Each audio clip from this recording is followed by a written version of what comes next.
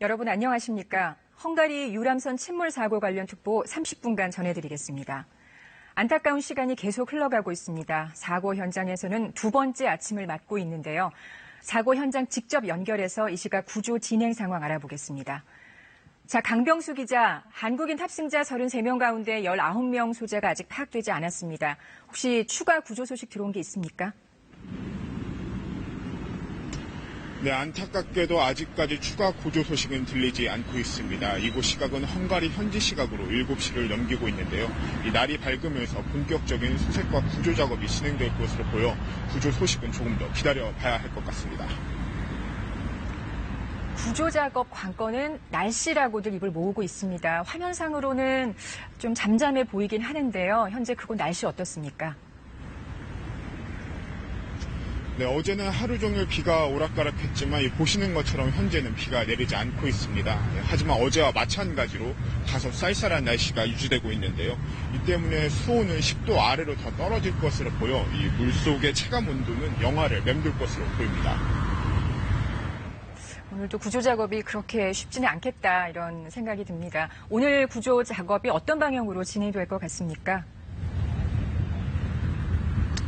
네, 일단 헝가리 현지 당국은 다뉴브강을 따라 하류 쪽으로 30km까지 수색 범위를 넓혀나가고 있습니다. 헝가리 군함은 어제부터 구조 작업에 동원된 상태고요. 소형 선박도 동원해 침몰 선박이 있을 것으로 추정되는 지점을 표시하는 작업도 수행했습니다. 문제는 다뉴브강의 상황입니다. 며칠 동안 계속된 폭우로 강물이 크게 불어난 상태인데요. 가뜩이나 강폭이 좁은 다뉴브강에 이렇게 유량이 많아지다 보니 물살이 더욱 거세져 구조 작업에 어려움을 겪고 있습니다. 유속도 유속이지만 사실 다뉴브강이 헝가리에만 흐르는 것도 아니고 강이 흐르는 주변 국가를 수색을 넓혀야 하는 거 아니냐 하는 지적이 진작부터 나오고 있거든요. 네, 말씀하신 대로 이 실종자 찾기에 주변 국가의 도움이 절실한 상황입니다. 일단 헝가리와 인접한 세르비아가 함께 실종자 수색에 나섰고 오스트리아도 특수부대 출신 잠수부 10명을 보내 구조에 동참한 상황입니다. 우리 정부는 크로아티아에도 협조 요청을 한 것으로 알려졌습니다. 침몰한 유람선을 들이받은 그러니까 큰 대형 크루즈선에 타고 있던 관광객들의 증언이 외신을 통해서 하나둘 들려오던데요. 좀 전해주시죠. 네, 안타까운 증언들도 하나둘씩 전해지고 있습니다. 이 AFP 통신은 바이킹 시기노에 타고 있던 이 미국인 관광객 진저 브린튼 씨의 말을 전했는데요.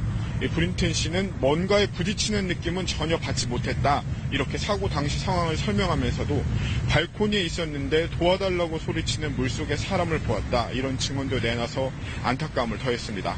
현지 경찰은 현재 바이킹 시기노 선장을 구금해 과실 여부를 조사 중인 것으로 이렇게 알려졌습니다. 네, 현장에서는 이번 침몰 사고를 추모하기 위한 추모객들의 방문도 이어지고 있다면서요. 네, 이 헝가리인들은 사고 발생 이후부터 이곳 다뉴브강에 침몰한 유람선 사고를 추모하기 위해 꽃과 양초를 갖다 놓는 이런 모습을 보였는데요. 어젯밤 늦게까지도 이 구조 작업을 지켜보는 모습을 보였고 오늘 아침에도 조깅이나 자전거를 타다가도 저희 취재진을 보고 함께 묵념을 하거나 안아주는 그런 모습을 보이기도 했습니다. 이 헝가리인들은 큰 사고나 이 사건이 발생하면 함께 추모하는 이런 문화가 높다고 하는데요.